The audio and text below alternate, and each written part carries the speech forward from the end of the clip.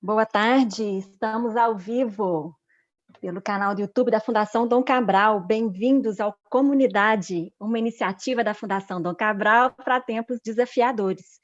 Antes da gente começar, assinem o canal, ativem a notificação para receber os avisos quando algo entrar no ar.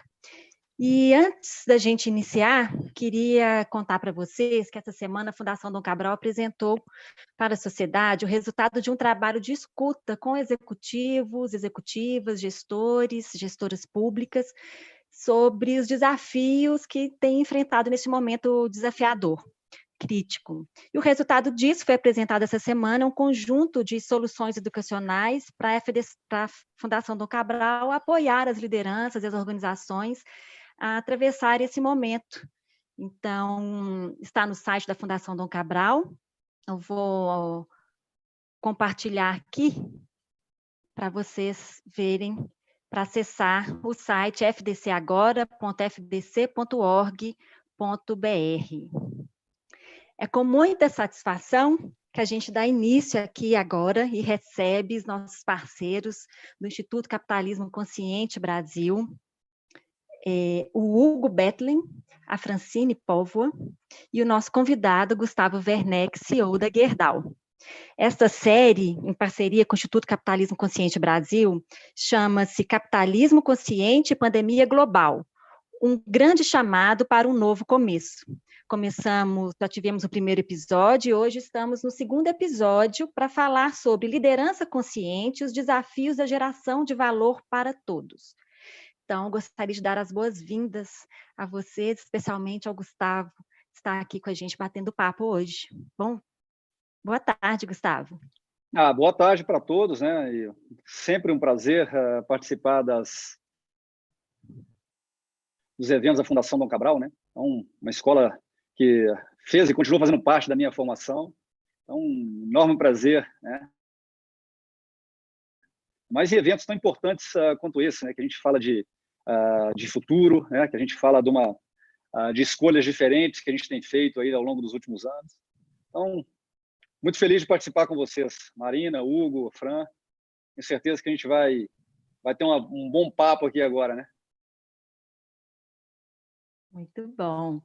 E vocês que estão nos assistindo agora podem participar dessa conversa, fiquem à vontade para enviar as perguntas. O Washington, nosso oráculo, está acompanhando e vai intermediar aqui, mandar as perguntas que vocês fizerem aí.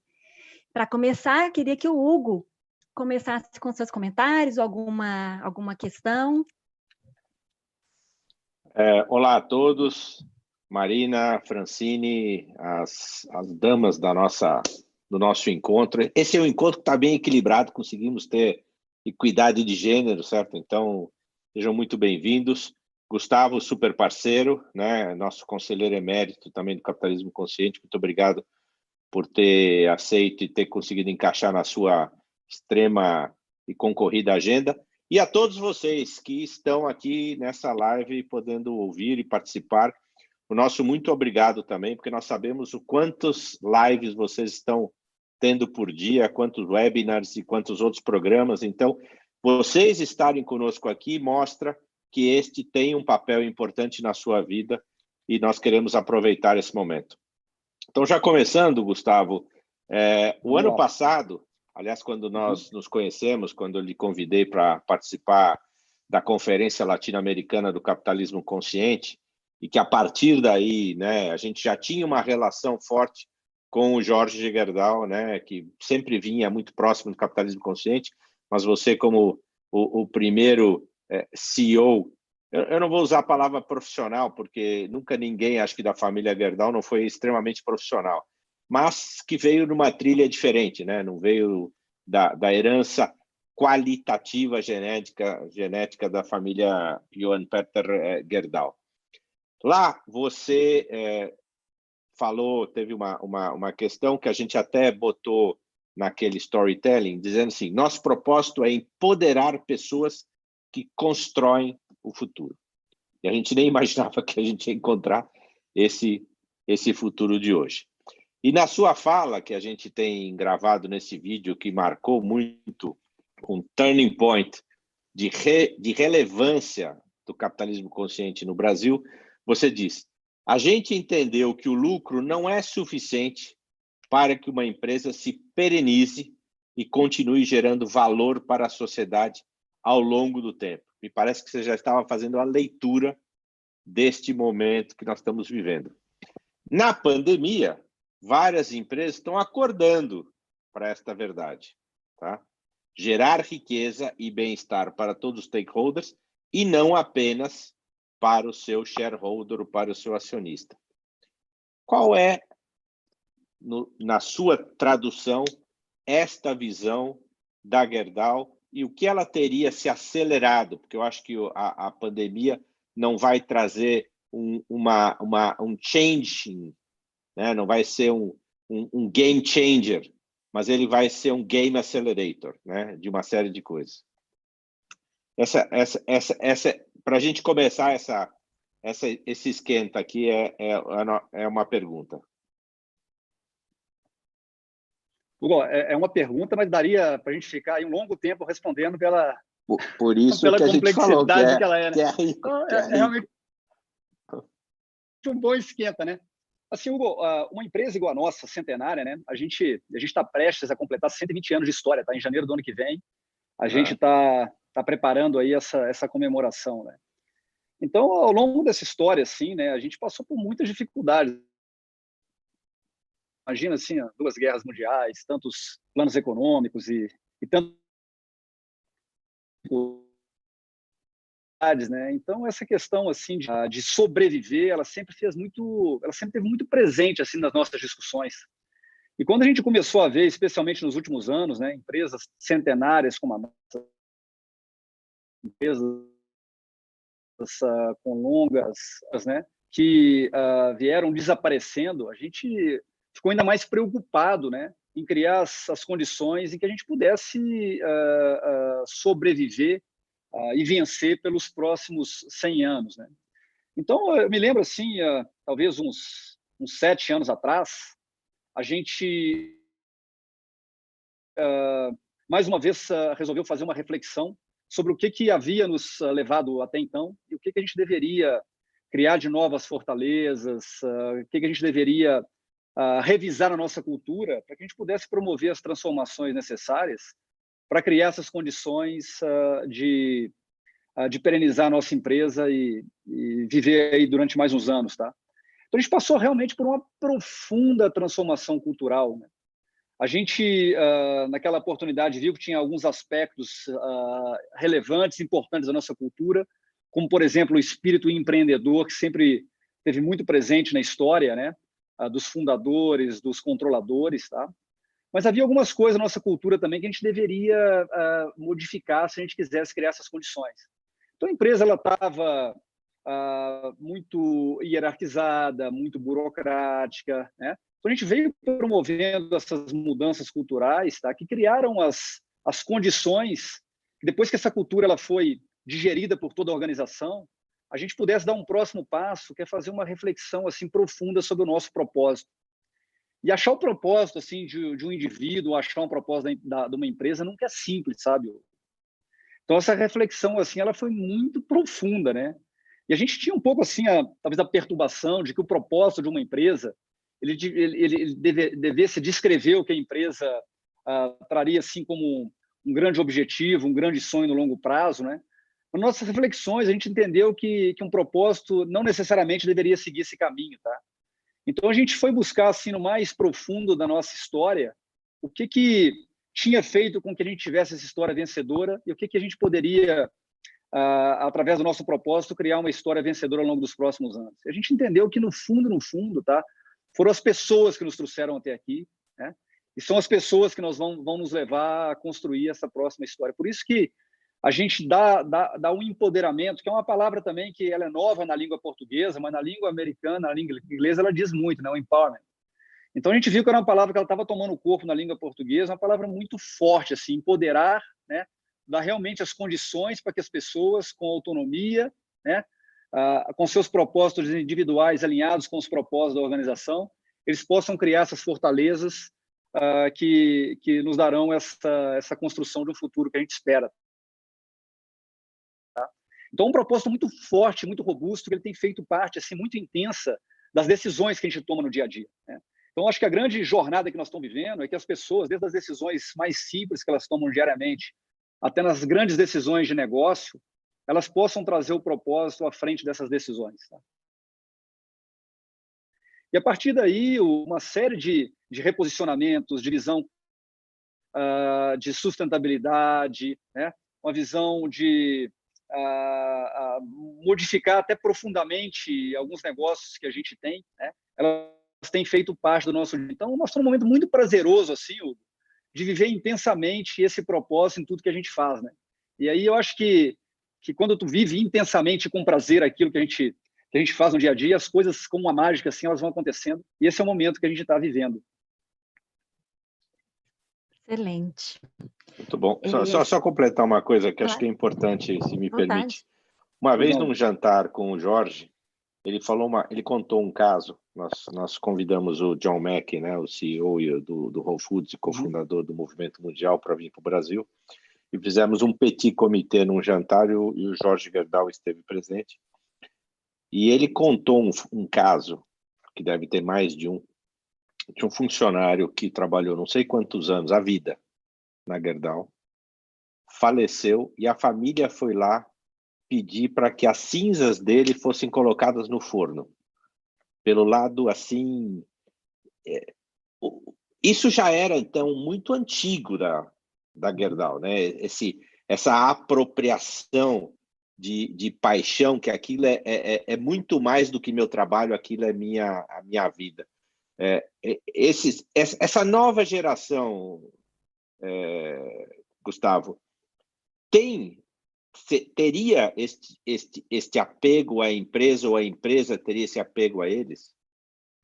Olha, Hugo, eu vejo que essa paixão, assim, ela continua muito forte, assim, no nosso dia a dia, tá? Mas é uma paixão, assim, que ela está se moldando de uma forma um pouco diferente, tá? É uma paixão, assim, por construir um futuro, né? Uma paixão de realmente ter um alinhamento dos seus dos propósitos pessoais, dos sonhos dos nossos colaboradores com aquilo que a empresa quer construir, tá? Então ela está se materializando de uma forma diferente, mas eu diria ainda mais forte, tá? A gente, alguns anos atrás, a gente escreveu um livro, inclusive, relatando todas essas histórias, né? Como essa aí que tu está relatando agora, né? A gente tem, assim, na nossa cadeia de valor, né, um elemento muito importante, né, que o mercado conhece popularmente como sucateiro, tá? Mas são aquelas pessoas que coletam a sucata metálica no dia a dia para nos ajudar a reciclar, tá? E esse material dentro da economia circular, ele voltar a virar o aço novamente, né? E um desses, vamos chamar assim de sucateiro, tá? Ele, quando o filho nasceu, ele deu o nome do filho de Germano Jorge, tá? O Dr. Jorge tem um dos irmãos chamado Germano, né? Um dos 4 irmãos, tá? Então, para homenagear, tá?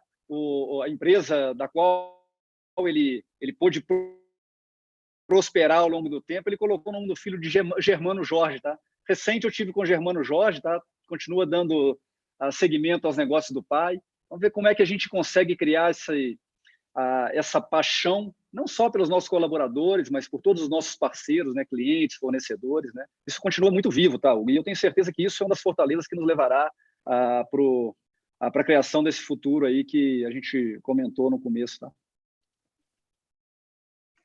Muito interessante. Tem muitas histórias aqui ao longo desse tempo. Acho que a gente vai conhecer algumas. É isso. Francine, você quer fazer alguma pergunta agora? Eu quero.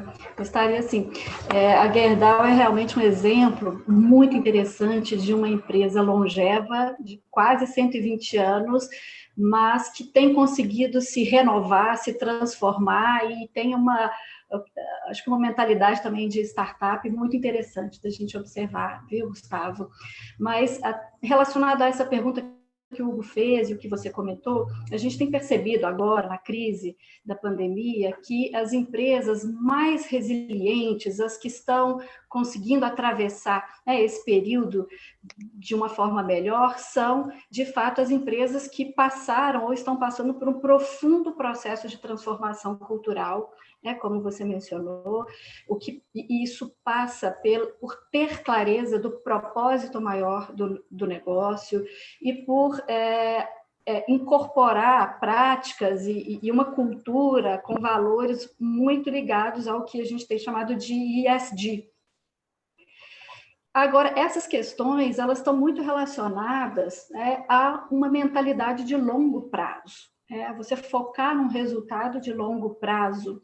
E aí eu queria te perguntar, Gustavo, na sua visão, qual que é, de fato, assim, o papel das lideranças, de um CEO e dos investidores, do conselho de administração, dos acionistas, na criação e no incentivo para essa mentalidade de longo prazo, né? Aqui no Brasil, é realmente um desafio a gente adotar, né, dado o nosso histórico todo, econômico, as empresas adotarem uma mentalidade de longo prazo, porque esses resultados ligados ao meio ambiente, as questões sociais e de governança, eles não surgem da noite para o dia, né? Eles requerem realmente um olhar mais para o futuro. Como é que você vê essa questão, Gustavo? Olha, Francine, sem dúvida nenhuma é um desafio, tá? Ainda mais uma empresa brasileira, tá? E eu acho que tem dois pontos assim que eu acho interessante abordar na resposta, tá? Primeiro, assim, que antes da crise, esse tema de ESG ou ASG, ele vinha crescendo, tá?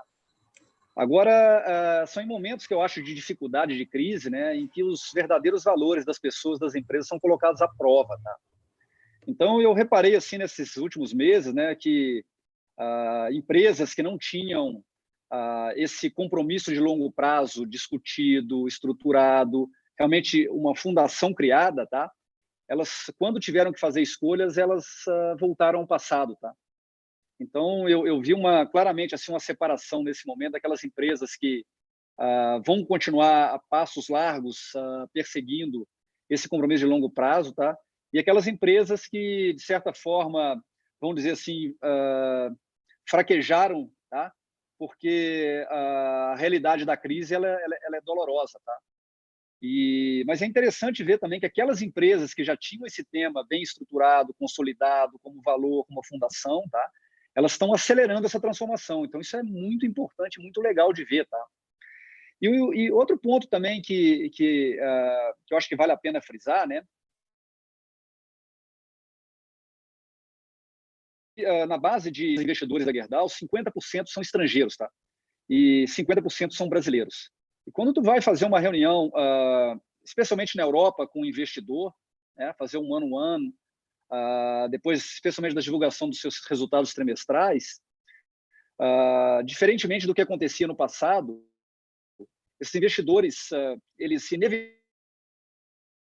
inevitavelmente vão começar te perguntando dos temas de sustentabilidade, né? Mais do que o resultado de curto prazo, né? Como é que foi o resultado, como é que está a questão de mercado, de preço, etc. Tá? Eles vão te fazer perguntas e vão te questionar os temas de sustentabilidade. Tá?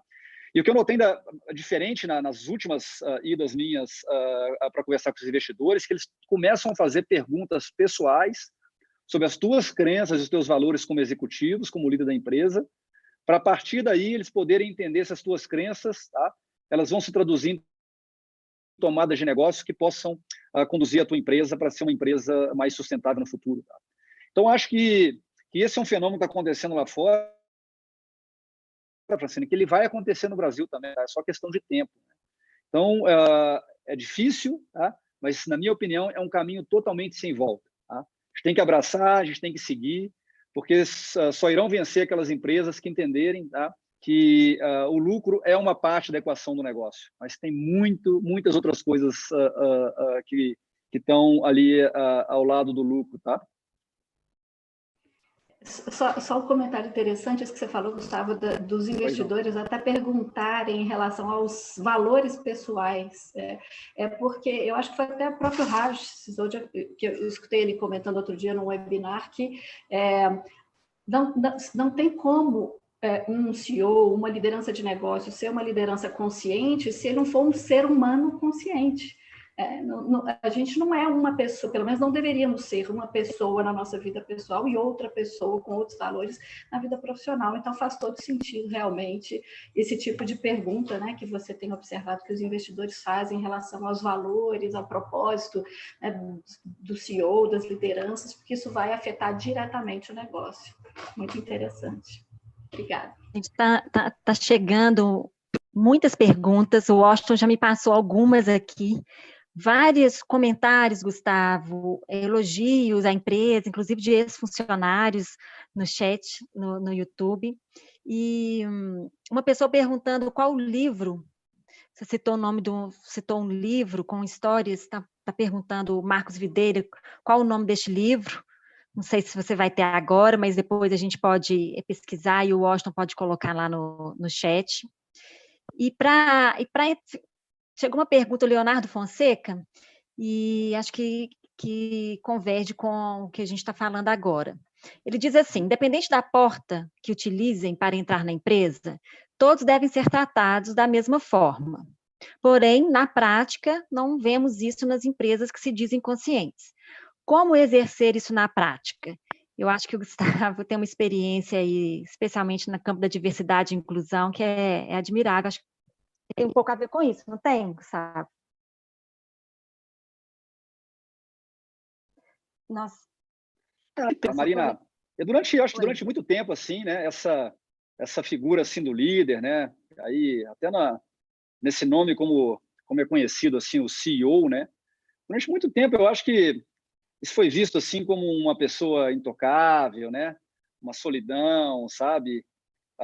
Eu desde o começo, assim, eu procurei traduzir, né, esse nome de CEO como Chief Enabling Officer, né? Então, o meu papel todos os dias é criar as condições, tá, para que as pessoas possam se realizar de todas as formas, tá, através da extração de todo o potencial criativo que o ser humano tem, tá? Então, no fundo, todos somos iguais, né? Então, essa questão da diversidade e inclusão é um dos temas que eu vejo que as empresas brasileiras elas estão, de certa forma, atrasadas, né? E eu, assim, quis dar minha contribuição como legado para a sociedade brasileira e para as empresas, né? Para ser uma voz ativa, né? Um protagonista de criar ou estruturar programas de diversidade e inclusão nas empresas, né? Para que a gente possa ter uma sociedade mais justa e para que a gente possa dar oportunidades iguais a todas as pessoas, a todos os seres humanos. Então, eu vejo esse movimento crescendo, né, de uma forma muito intensa nas empresas, né? Porque a diversidade ela é um fenômeno da sociedade, que a gente vai ver os negros, a gente vai ver as mulheres, a gente vai ver os LGBTs, a gente vai ver os PCDs. É um fenômeno observável, né? A gente, querendo ou não, ele existe. Agora, a grande questão, como é que a gente traduz a diversidade em inclusão dentro das empresas, né? Então, e eu vejo que muitas vezes é uma falta de conhecimento dos empresários de como estruturar um programa desse na empresa. Então, um dos grandes jornadas que nós temos dentro dessa iniciativa, né, que a gente conduz junto aí na Fundação Dom Cabral, dentro de um programa assim maravilhoso chamado CEO Legacy, é a gente, de certa forma, influenciar os nossos parceiros para que eles possam também usufruir dessa caminhada tão prazerosa que a gente está usufruindo, né? Que é a gente transformar a diversidade e inclusão efetiva nas empresas.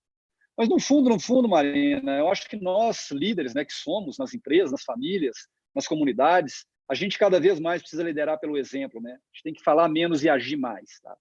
Então, isso é uma coisa que quando eu comento aí do Chief Enabling, né, a gente ser o enabling através de criar exemplos e atitudes que as pessoas possam olhar para nós e falar assim, ó, eu quero ser igual a ele, ou eu quero fazer o que ele tá fazendo, né?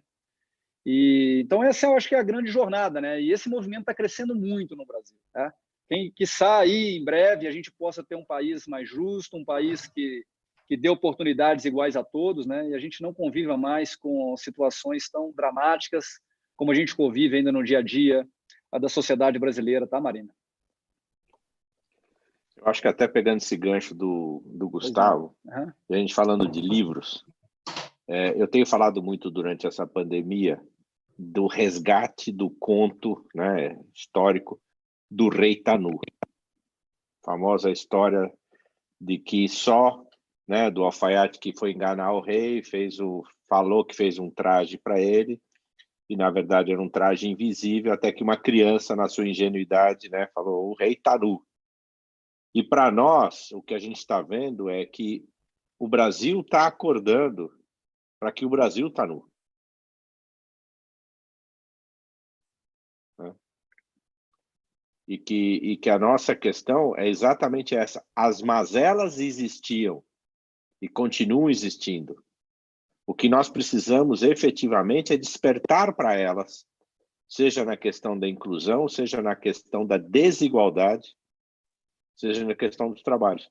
E aí a gente vê um movimento incrível das empresas e das pessoas físicas, num país que é zero vocacionado para o lado social, doação, tudo mais, porque não tem nenhum incentivo. Aliás, no Brasil, durante muito tempo, doar era penalizado, certo?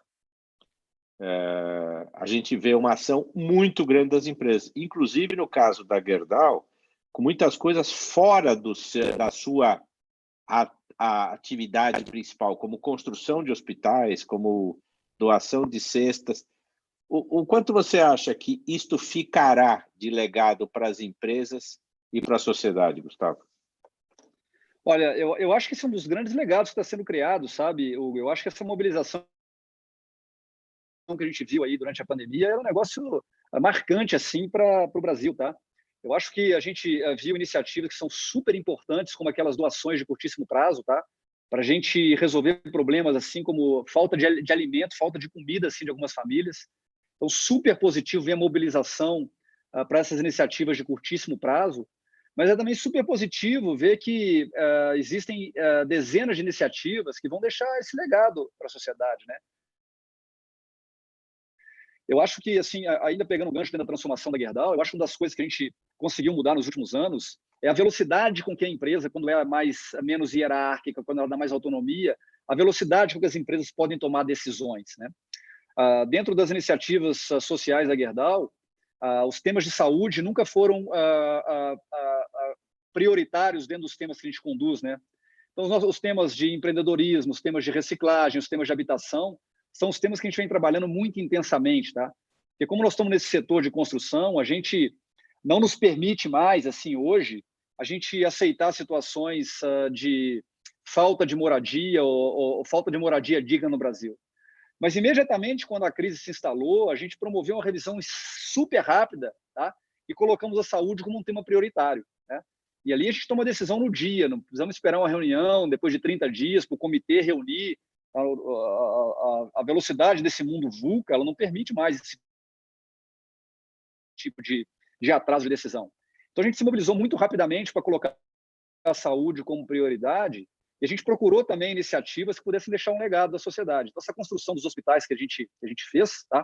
Como, por exemplo, esse em São Paulo, aqui no bairro do Boimirim, foi uma mobilização extremamente rápida de empresas como a Ambev, tá?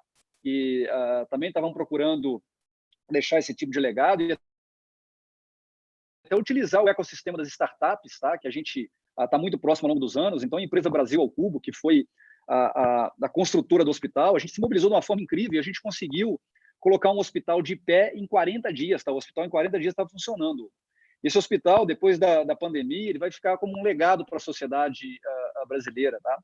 Então, antes a gente falava, pô, uma construção no Brasil não pode ser feita de uma forma tão rápida. A gente foi lá e mostrou que é possível, sim. Então, acho que deixa um legado para a sociedade no hospital, mas deixa um legado para mostrar para nós mesmos brasileiros que a gente tem capacidade de fazer muito melhor do que a gente fazia até então, né? Então, acho que de tudo assim, a gente vai colher muitos frutos positivos, tá? O volume de doações que as empresas brasileiras têm feito, ele é um marco também na história do empresariado brasileiro. Eu acho que vão ter muitas coisas boas nascendo depois dessa situação terrível que a gente está enfrentando, tá?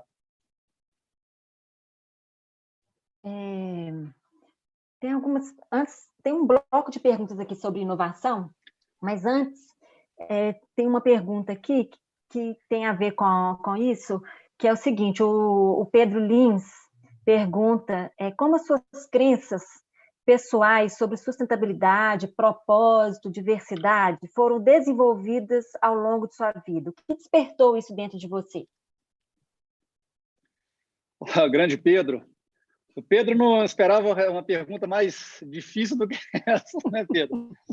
Pedro, eu acho que isso aí assim, ó, também uma materialização das coisas que tu vai recebendo ao longo de toda a tua vida, sabe?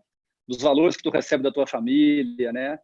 Dos exemplos que tu vai identificando ao longo da tua jornada, das pessoas do bem que tu escolhe estar próximas, tá? Então, eu acho que isso é um somatório assim de coisas assim que tu vai colocando, construindo ali um tijolinho a cada dia na tua vida, tá? E chega um momento que esses tijolinhos já se tornaram uma parede, né? Tu já tem de certa forma um abrigo assim, que tu sente necessidade também de tu criar abrigo para outras pessoas, tá? Então aí eu acho que tu vai um campo também assim de como é que eu posso deixar também uma parede ou um teto construído, tá? Para aqueles que não têm, né? Então eu acho que esse momento de vida assim, que eu acho que não só eu, mas muitos de nós assim que temos contribuído com iniciativas parecidas, né? Como é que a gente pode deixar um legado, né? Como o Hugo comentou há pouco, para o Brasil especialmente, tá? A Gerdau é uma empresa brasileira, tá? Eu escolho todos os dias estar aqui no Brasil porque é um país assim que eu acho que tem um potencial fantástico, tá? Eu acho que a gente não pode desperdiçar mais gerações, Pedro. Então esse pensamento ele toma parte assim do meu dia, assim, desde a hora que eu levanto até a hora que eu vou dormir, assim, cara, o que dá para a gente fazer melhor, né? Então, essas influências que eu tenho tido, as pessoas que eu tenho procurado estar próximo, elas têm, através de energia, dedicação que elas têm também, me influenciado muito, assim, Pedro, para que a gente, no futuro próximo, a gente possa ter um país melhor, tá? E vocês me permitem que tem mais um bloco de perguntas de inovação, mas vou tentar juntar aqui. O Roberto Abramson pergunta como uma empresa com mais de 120 anos pratica a inovação. A Zoraia também gostaria de ouvir sobre esse movimento de inovação na Gerdau. Olha, tem várias formas, né? Mas eu acho que antes de dizer assim de como é que a gente está atuando do ponto de vista mais prático, tá? Eu queria voltar à questão da cultura, tá? Que talvez seja o elemento mais importante que a gente deveria trabalhar nas empresas, tá? Uma organização como a nossa de 120 anos, ela vai somando aspectos assim de culturas, as explícitas, as mais tácitas ao longo do tempo, tá? Que se tu chega assim em algum momento que a empresa ela começa a ficar lenta, ela começa a ficar burocrática, ela começa a tirar a autonomia das pessoas, e quando tu tira a autonomia das pessoas, ela não tem condição de extrair o máximo potencial criativo que o ser humano tem, tá? Então, uma das coisas que nós fizemos aí, que acho que foi a chave de toda essa transformação também de inovação digital que a gente tem feito, tá? É a gente criar uma cultura na qual as pessoas tenham um ambiente para elas se expressarem e para elas utilizarem o máximo potencial criativo que elas têm, tá? Na hora que a pessoa se sente bem assim, para ela falar o que ela pensa, para ela colocar suas ideias, para ela não escutar um não da primeira vez que ela fala, ela se sente assim realmente num ambiente acolhedor para ela colocar os temas assim que ela acha que são importantes para o futuro, tá?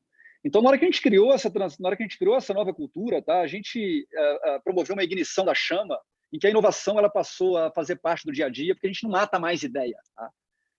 Impressionante como os líderes, assim, como os pais, as mães, eles matam muito rápido as ideias, né? Então, uma das coisas assim que a ladainha assim que eu sempre falo assim, não vão matar as ideias rápido demais.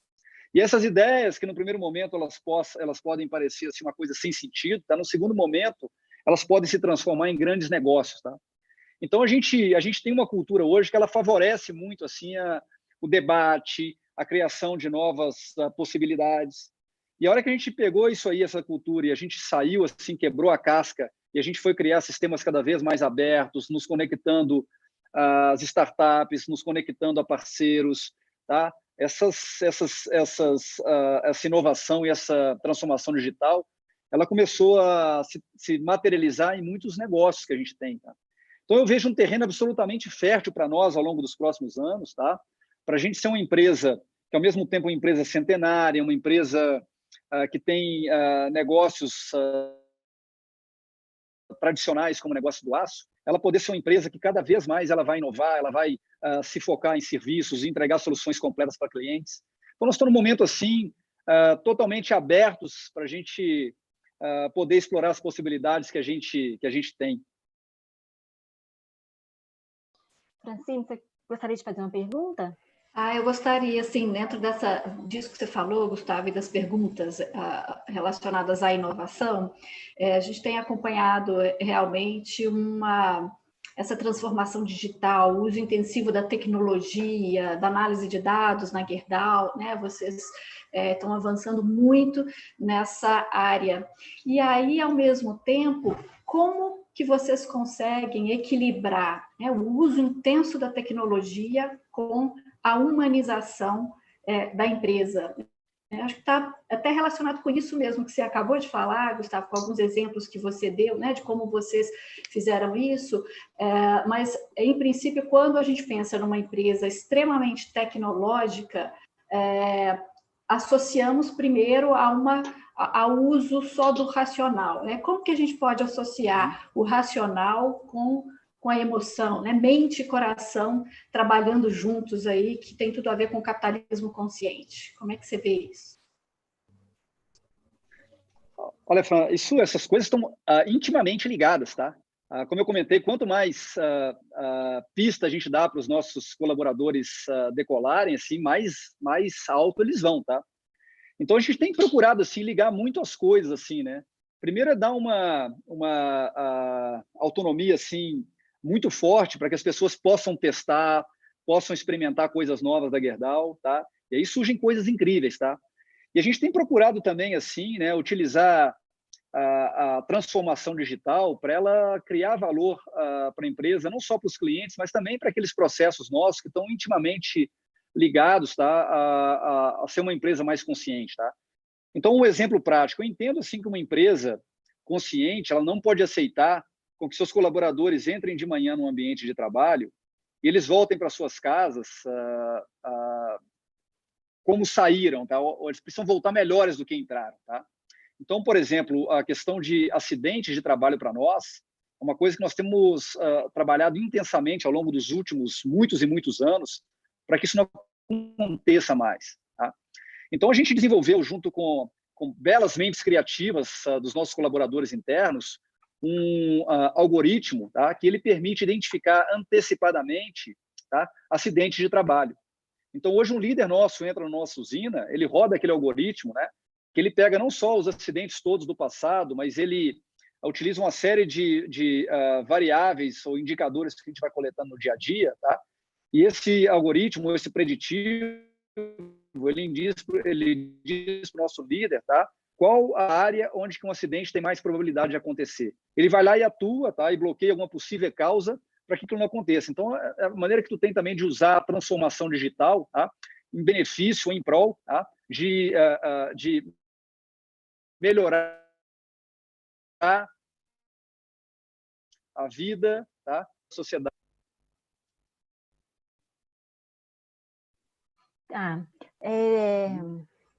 Das perguntas aqui, tem uma outra.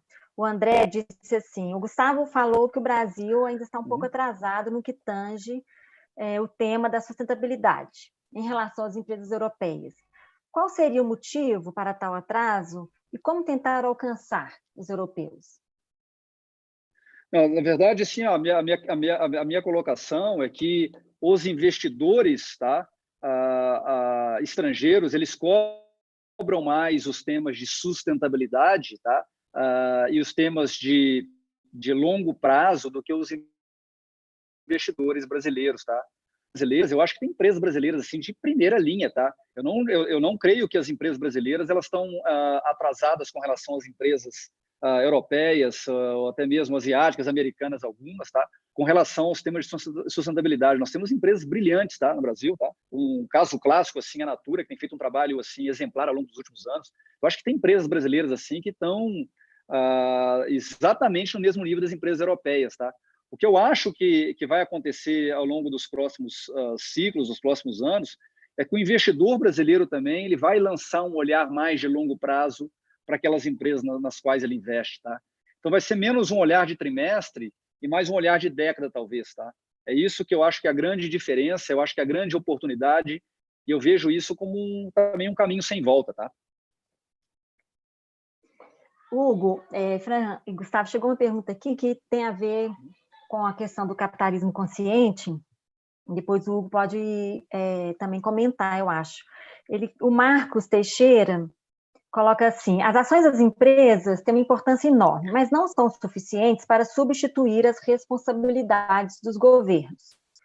Como a Gerdau tem atuado para que tenhamos também governos conscientes? Como você vê essa questão dos papéis, né, das responsabilidades entre setor público, setor privado, sociedade? Como você vê isso? Tu ia perguntar para o Hugo, Marina, eu já respondo?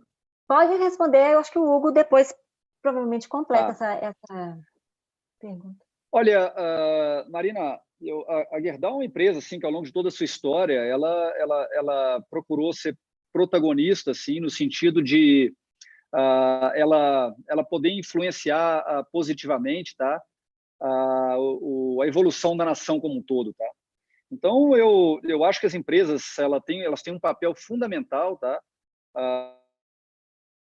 Na criação de relações de longo prazo com a coisa pública, tá? Para que essas parcerias elas se traduzam numa melhoria da nação ao longo do tempo, tá? Então, eu acho que um país que queira evoluir, tá? Em qualquer aspecto assim de melhoria de condições de vida para a sua população, para a sociedade, ela tem que fazer isso em conjunto com as empresas. As empresas têm que se colocar no papel de protagonismo nisso aí, tá? Então, eu acho que é uma construção em conjunto, tá? Eu acho que são responsabilidades compartidas, tá? Eu acho que eu vejo que as nações que conseguiram fazer isso aí de uma forma com altíssimo nível de compliance, com altíssimo nível de responsabilidade, tá? Elas conseguiram dar saltos assim gigantescos num período de 10 anos, de 20 anos, tá?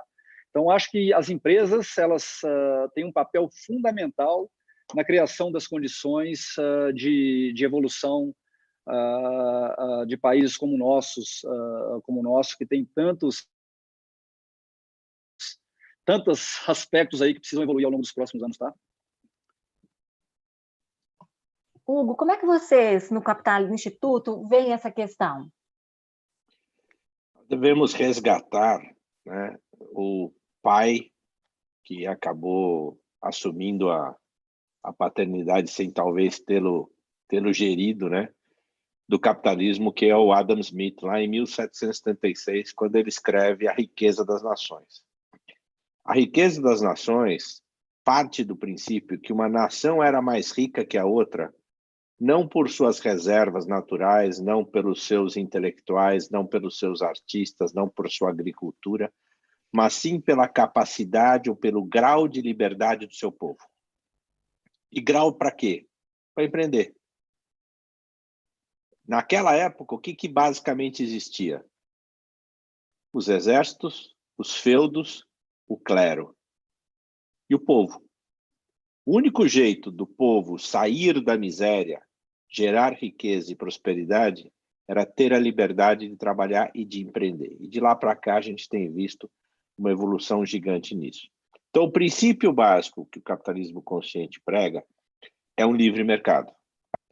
O Brasil não é esse paraíso que a gente gostaria que fosse. Nós somos o 124º país mais difícil de se fazer negócio no mundo. E nós estamos aqui fazendo. A Gerdau é um exemplo. Quando eu era vice-presidente de Relações Corporativas do Grupo Pão de Açúcar, eu ia aos investidores estrangeiros e quando via a reclamação do cara dizendo, pô, mas vocês são loucos, um iPhone aí custa 2 vezes mais, um absurdo, não sei o que lá, eu falei, meu amigo, é o seguinte, você pode investir onde você quiser. Se você não quiser investir no Brasil, você não investe. Mas se quiser, invista em quem mais tem competência para competir naquele terreno. Tá?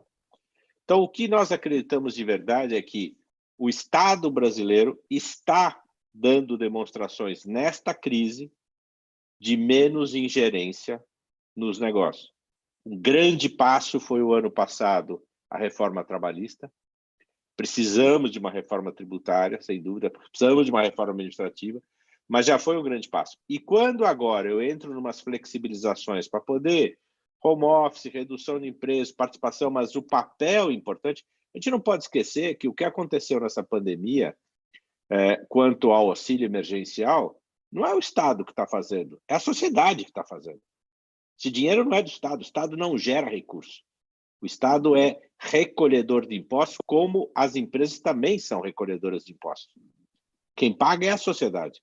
Então, o Estado dar de volta à sociedade alguma ajuda fundamental nesse momento para a sobrevivência das pessoas e das empresas, faz com que, inclusive, as empresas, né, a Gerdau é um exemplo que já faz isso, descubra que não dá mais para dar só retorno ao seu acionista.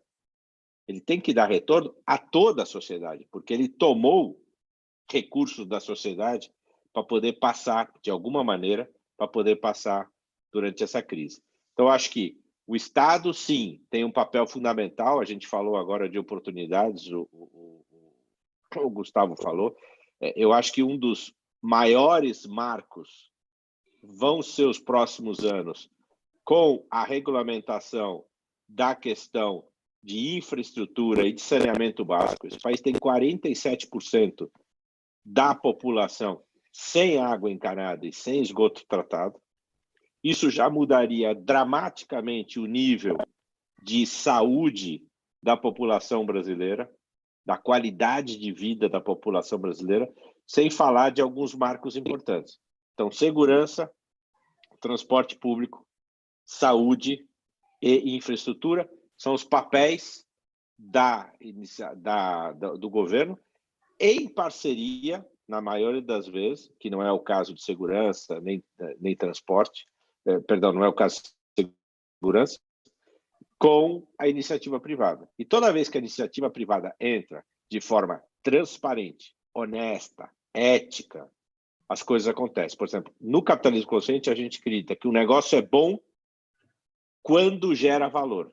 É ético quando é baseado na troca voluntária. Ou seja, eu não posso ter, e a gente se descambou com a questão da corrupção.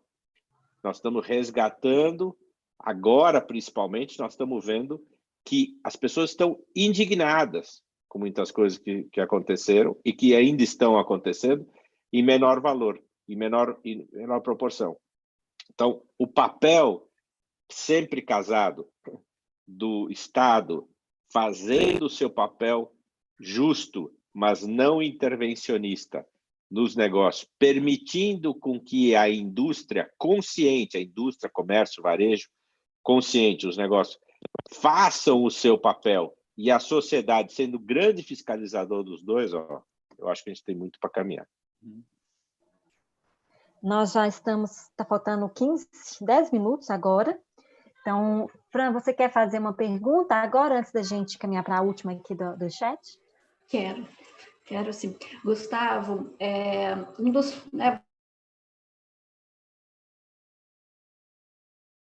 das empresas apoiadoras do capitalismo consciente, você sabe que um dos 4 pilares do capitalismo consciente é a liderança consciente.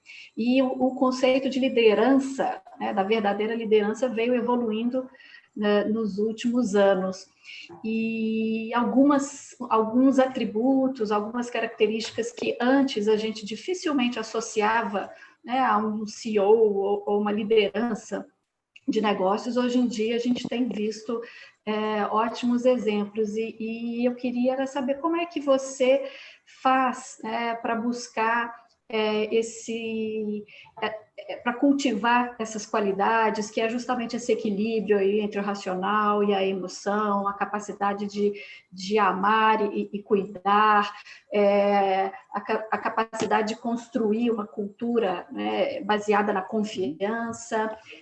Como é que você pessoalmente tem feito para cultivar esses valores e para se tornar o líder como você é conhecido, né? Por ser um líder acessível, por ser um líder que está próximo das pessoas, que cultiva a empatia. Como é que você...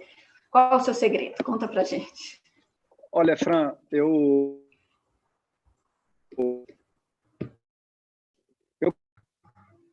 acredito muito assim tá? Eu até me surpreendo assim quando às vezes eu pergunto para alguma pessoa, algum líder assim, né, assim, quem tu admira assim, quem que é teu mentor, né? Como é que às vezes a pessoa às vezes assim não tem a resposta, tá? Então eu tenho procurado nos últimos anos assim me dedicar muito assim a escolher bons mentores, tá?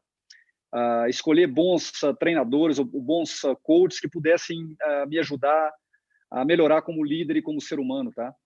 Então eu tenho assim desde líderes acadêmicos assim que têm me ajudado, né? O próprio Ram Charan, que é muito conhecido aí, né? Escreveu vários livros. Ele tem um livro, um dos últimos livros que ele escreveu, que chama High Potential Leaders, né? Que ali ele traz assim os skills, ou traz as competências, vamos chamar assim, que os líderes do futuro deveriam ter, né? Então ele coloca uma competência, por exemplo, lá que todo líder ele precisa ser bom assim. Ele chama lá de connect the dots, ligar os pontos, tá? Então, é muito relacionado aqui o outro mentor que eu tenho também, que é o professor Subramanian Rangan, que até está no conselho da Fundação Dom Cabral, tá? Ele desenvolve muito esse conceito do enabling, tá? Então, eu dedico muito parte do meu dia, assim, andando, conversando com as pessoas, tá? Falando sobre cultura, falando sobre transformação, tá? Então, essa questão de ter esses mentores, assim, que não só os acadêmicos, mas aqueles mentores também que têm experiência de vida, tá? Que podem me ajudar a resolver questões mais complexas, tá? É um ponto importante. E tenho dedicado também, assim, fazer mentorias reversas, né? Então, eu tenho um mentor, assim, que é um jovem, tá? Que diferente do que a gente fazia no passado, em que um executivo, às vezes, um pouco mais experiente ia dar mentoria para o mais jovem, eu tenho feito ao contrário, tá? Então, para entender um pouco melhor das gerações novas, para entender melhor de transformação digital, tá? Eu tenho um mentor, que é um jovem, que ele me ajuda a entender o mundo novo, tá? Também do tema diversidade e inclusão, do qual eu estou assim, dedicando uma energia enorme para aprender, também sou um aprendiz disso aí, tá? Eu tenho uma mentora, tá? Que ela me ajuda a entender assim o tema da raça, tá? Que é um tema que eu tenho dedicado bastante tempo para aprender, para desenvolver, para patrocinar. Então, eu gosto muito dessa questão da mentoria, tá? Então, eu acho que se eu pudesse dar uma dica, uma sugestão para quem quer se desenvolver em qualquer tema que seja, procure uma pessoa que seja boa naquilo, bata na porta com humildade, fala que eu vim aprender contigo. E geralmente a resposta ela vai ser positiva, porque as pessoas do bem também têm muita vontade de ensinar e compartilhar aquilo que viveram, tá? Então eu te responderia nesse sentido aí, tá, Fran? Dentro de tantas outras coisas que a gente pode utilizar assim no mundo para aprender, eu acho que a mentoria, né, o coaching, eles são talvez os mais eficazes assim que eu conheço, tá? Muito bom, ótima dica. Nós estamos caminhando para o final e Hugo, você quer fazer uma última pergunta para o Gustavo antes da gente finalizar? A gente tem visto, acho que tudo isso que... Gustavo caiu? Não. Está nos ouvindo, Gustavo? Tá. Tô ouvindo bem. A gente tem visto, né, durante toda essa fala do Gustavo, muita coisa de resiliência. E resiliência está ligado a alguns valores que eu tive em empresas do passado, com grandes mentores também, que falavam sobre determinação e garra, superação, disciplina e equilíbrio emocional. E tudo isso vem muito do que o esporte pode trazer, o que o esporte pode te ajudar. E aqui fica, então, uma pergunta sobre saudabilidade, sobre cuidar do corpo, a famosa mens sana in corpore sano. Eu diria que é mens sana, corpore sano, cuore sano também. Deixe uma mensagem para nós sobre disciplina com prazer.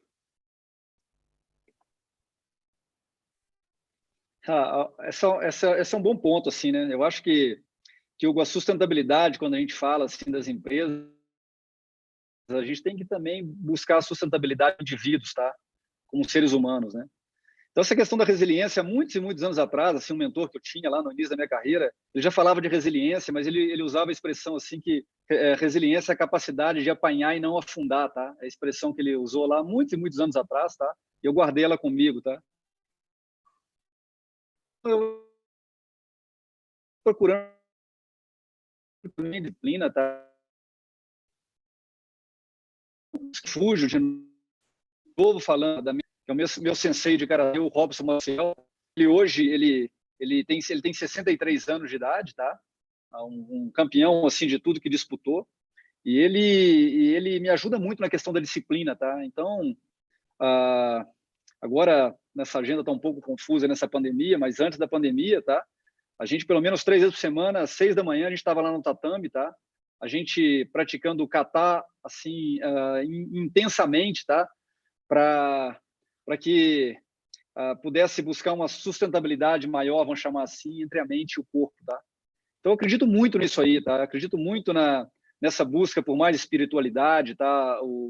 Os anos que eu morei na Índia, tá? Trabalhando pela Gerdau, foram muito importantes, sim, para entender com mais profundidade o que é isso, a yoga, a meditação, a disciplina, tá? A energia, uma boa alimentação. Então, eu acho que Hugo, eu também gostaria assim de dizer para todos que estão ouvindo assim, cara, cuide da tua mente e do teu corpo, né? Isso tudo ajuda assim a alimentar a tua alma para criar energia, para que a gente possa fazer grandes feitos assim, tá? Nessa breve jornada que a gente tem sobre esse planeta, tá?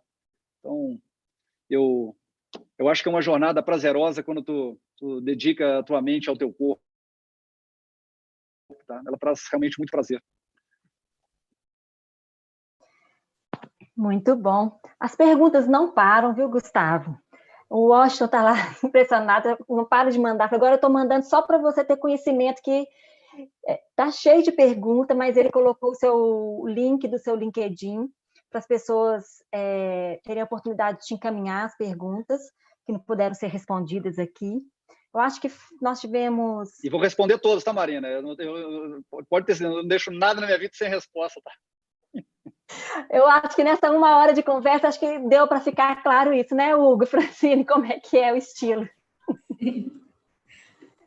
Foi muito bom, foi uma conversa, eu acho que a gente cumpriu o nosso objetivo, né, Hugo, da gente falar sobre liderança, né, Francine, como que a liderança pode ser uma liderança consciente para geração de valor para todos, né, os stakeholders. Hugo, você quer fazer um comentário final? Eu acho que aqui a gente teve... Primeiro, agradecer demais o Gustavo, o seu pano de fundo aí extremamente digital, foi mudando de dia, de tarde, de noite. Eu tô aqui, Hugo, tá lindíssimo, maravilhoso. Eu tô aqui hoje na montanha, tá? Porque eu resolvi fazer também dentro daquele tempo, fazendo umas caminhadas aqui logo cedo, tá? Então, tô aqui, foi realmente escurecendo, tá? Isso a gente foi falando. Isso mostra que não tem tecnologia que substitui a natureza. Então, essa é a parte mais importante que a gente tem. E por falar nisso, o tema do World Economic Forum de 2021 será The Great Reset, quer dizer, o grande recomeço. E tem uma frase famosa que se diz, né, se a gente não pode voltar e fazer um novo começo, a gente pode começar e fazer um novo fim. E, indiscutivelmente, o que a gente vê é o seguinte: se todas essas mortes, todas essas quebras de empresa e esses desempregos e esse aumento da desigualdade que, infelizmente, vai acontecer nesse primeiro momento, deixarem simplesmente com mortes e empregos e empresas, nós não teremos aprendido nada com essa pandemia. Então, acho que cabe a nós, efetivamente, nos exemplos que o Gustavo deu, refazer o que é a proposta do Fórum de 2021, um novo contrato social centrado na dignidade humana, na justiça social e onde o progresso social não fique atrás do desenvolvimento social e corporativo. E a você, Gustavo, e a todos que nos ouviram, eu só tenho a agradecer a Marina, essa incrível parceria da Capitalismo Consciente com a Fundação Dom Cabral, e que bom que a gente tem tantos mineiros nesse grupo, certo? Para poder fazer isso acontecer. Você está em minoria aqui hoje, viu? Não, mas eu preciso também agradecer muito a Hugo. Tu é um enorme parceiro, tu e a Fran. A gente acredita que realmente nós temos condições de fazer um Brasil melhor, tá? E a gente tem trabalhado por isso. Então, admiro muito vocês dois. É um enorme prazer assim de ter compartilhado aqui alguns minutos com vocês, sempre aprendendo, tá? E Marina também, uma parceira assim de longo tempo, que tem feito um trabalho extraordinário, como todos os colegas da Fundação Dom Cabral, tá? Então, participar com vocês aqui hoje, para mim, foi um motivo de muito orgulho, tá? Eu admiro muito vocês. É recíproco, Gustavo. Foi muito bom. E você não viu que estava nas suas costas, mas durante parte da nossa conversa aqui ainda tinha dois beija-flor aí atrás. Tinha. Você viu, Hugo? Eu vi, mas é como a gente fala. O Gustavo, quando a gente começou, a gente falou, será que a gente vai levar todo esse tempo com esse monte de pergunta? Você, só 2 dedinhos de prosa, como vocês dizem aí, certo? E olha como foi. Gente, natureza. A gente tem que resgatar o nosso corpo, a nossa alma, e as empresas precisam fazer igual, tá? Por isso o capitalismo consciente, assim, ele é a chave para nos ajudar a abrir muitas portas. Novamente, eu agradeço e dou os parabéns para o Hugo, para a Fran e para todos vocês aí, tá? Muito obrigada, Gustavo. Obrigada a você que esteve aqui com a gente, participando dessa conversa. Semana que vem a gente está de volta. Um grande abraço. Um abraço, Hugo, Francine e Gustavo. Tá, obrigado a todos. Bem. Tchau para vocês. Um abraço. Tchau. Tchau. Obrigada, Gustavo. Tchau, tchau.